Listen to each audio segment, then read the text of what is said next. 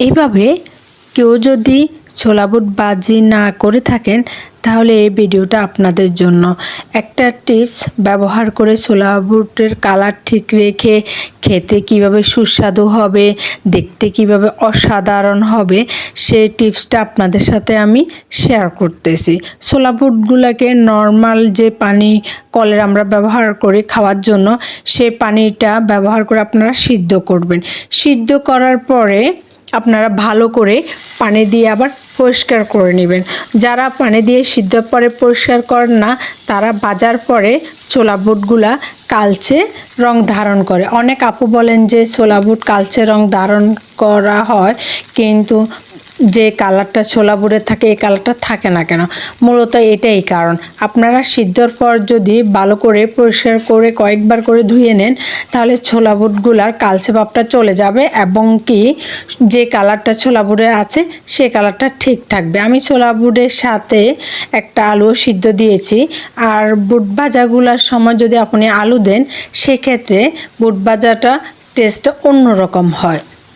আমি এখানে টমেটো কুচি দিয়েছি, এখানে পেঁয়াজ বাটা, রসুন বাটা, কাঁচামরিচ বাটা, আদা বাটা দিয়েছি, আর সামান্য পরিমাণে গরম মশলা এবং কি হলুদ গুঁড়ো দিয়েছি। আমি ভালো করে মিক্স করে নিচ্ছি। এটা আমি সরিষার তেল দিয়ে ভাজতেছি। সরিষার তেল দিয়ে ভাজলে ছোলা বুটটা খেতে কিন্তু অনেক মজা লাগে। আমি কষানোর জন্য সামান্য পরিমাণে পানি দিচ্ছি। দেখেছেন কালার কত সুন্দর হয়েছে। আমি কষানোর জন্য অপেক্ষা করব।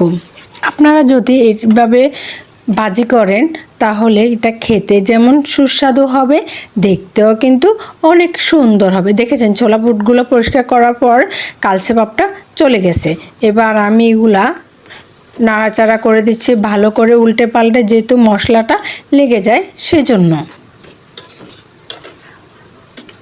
আপনারা এভাবে সিদ্ধ করেও ডিপ ফ্রিজে ফ্রোজেন করে রাখতে পারেন, তাহলেও ভাজার পরেও কালারটা ঠিক থাকবে। এবার স্বাদ অনুযায়ী আমি লবণ দিয়ে দিচ্ছি। আপনারা এখানে বলতে পারেন কাঁচামরিচ কুচি দিই নাই কেন? আসলে আমি এখানে কাঁচামরিচ বাটা দিয়েছি। কুচিটা দিলে আমার বাসায় ছোট বাচ্চারাও রোজা থাকে, তাদের মুখে লাগলে তারা ঝাল অনুভব করে, সেজন্য আমি বাটাটা ব্যবহার করেছি। বাটাটা ব্যবহার করলে ঝালটা কিন্তু কম লাগে। আমি ভালো করে নাড়াচাড়া করে নিচ্ছি। হ্যাঁ, অনেকে আবার বলতে পারেন এটা মাখো মাখো হচ্ছে কিনা। যারা গরুর মাংসে ঝোল দিয়া এই ছোলা বুটটা ভাজা খেতে পছন্দ করেন তারা দিতে পারেন। আর বাসায় যদি ছোলা বুটের জন্য গরুর মাংসটা রান্না করা আগে থেকে না থাকে, তারা একটা টিপস অবলম্বন করলে খেতে কিন্তু অনেকটাই গরুর মাংসের ঝোল দিলে যে টেস্ট আছে সেটাই আসবে। আপনারা ভাজা কমপ্লিট হয়ে আসার সময় 2 চামচ বেসনের গুঁড়ো দিয়ে দিবেন, তাহলে কিন্তু খেতে অনেক মজা লাগবে। এরপরে আমি এখানে শসা কুচি, ধনিয়া পাতা কুচি দিয়েছি, দিয়েও ভালো করে নাড়াচাড়া করে নিচ্ছি। দেখেছেন দেখতে যেমন সুন্দর হয়েছে, এটা খেতেও কিন্তু অসাধারণ হয়েছে। দেখেছেন কত লোভনীয় হয়েছে।